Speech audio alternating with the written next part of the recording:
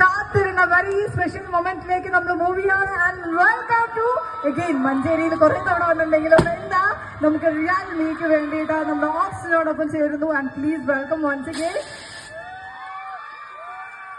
Yes, അപ്പൊ നമ്മൾ നേരത്തെ പറഞ്ഞതുപോലെ തന്നെ റിയൽ മീ 40 നമ്മുടെ ഓക്സിനോടൊപ്പം ചേരുന്നു. And please welcome once again. വിട്ടുപോയിട്ടില്ല ആരും, എല്ലാരും വെയിറ്റ് ചെയ്യണോ?